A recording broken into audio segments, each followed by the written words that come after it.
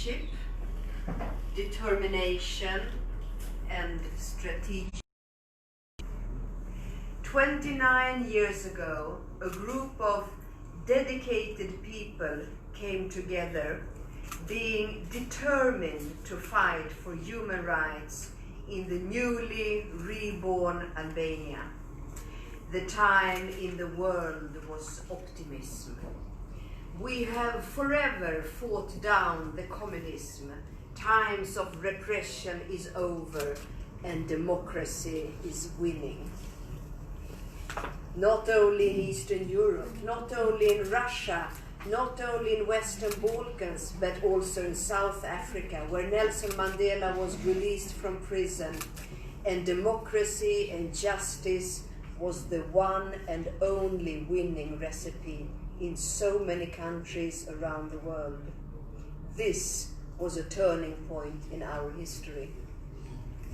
And I guess that the same feeling of new opportunities must have filled your hearts here in Tirana, for those of you who were here in Albania.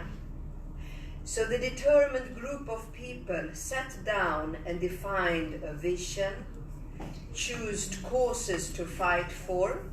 We could just hear some of the most important causes from Mr. Chashko. And you chose causes to fight for in a society where individuals did not know human rights or did not have human rights. That year you made history. Well done.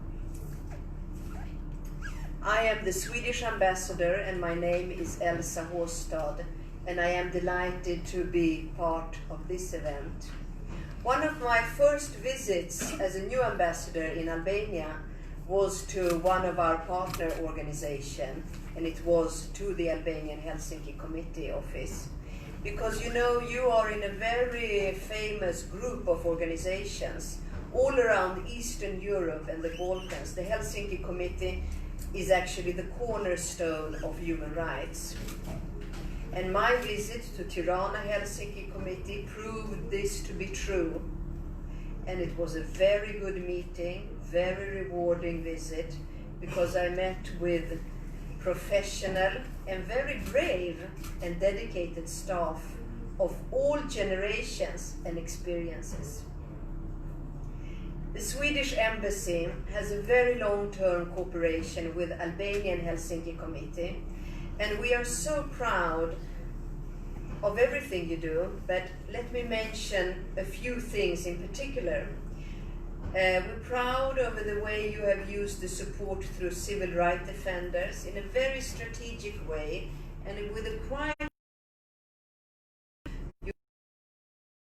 clinic to be functioning, and this has made a huge difference and helped the individual cases to get solved, and it has contributed to access and equality of justice in Albania. I'm also glad over the publication of the annual report on human rights that I know will be launched, and we have had the honor to support. And I think it's excellent that you make these reports locally and that they are produced by an Albanian human rights organization. We have good international reports, but there's no need to rely and make references only to international reports produced by international organizations.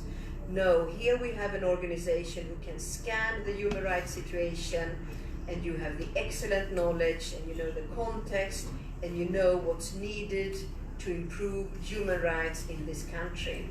So we are happy to be part of that as well. A few more things that I would like to mention.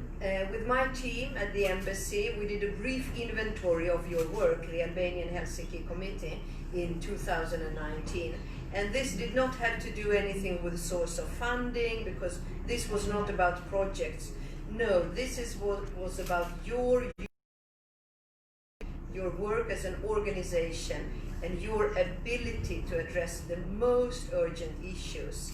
And to go through that was really to go through the human rights year in Albania, it was to read about the most hot topics. It was justice reform, labor rights, corruption. You were spot on.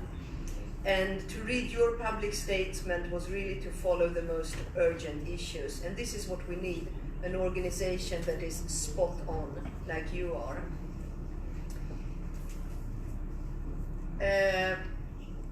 One other thing that has been striking to me in my mission here in Albania is a common theme that was repeated to us when we were preparing for our next strategy of 7-year relation with Albania, which will be focused on democracy and human rights, and will have the main objective as EU integration. As you might know, Sweden is a strong supporter of Albania's EU integration process, and we have been for many years. But one thing that came through very strong was the lack of trust in Albania, and the unbearable individual and community burden of not knowing whom to trust and whom not to trust, and a general lack of trust in institutions, political parties, media, civil society organizations. This is not unique for Albania, I must say, but it comes out very strong in Albania. And of course it's important to have a partner organization like Albanian Helsinki Committee, and of course it makes a huge difference to have a partner organization that we know enjoys the public trust because you are so knowledgeable, and it's good for us being a development partner to have you. 20 years is a long time. Governments come and go, directors and staff come and go, it's true, you cannot believe it, but they do.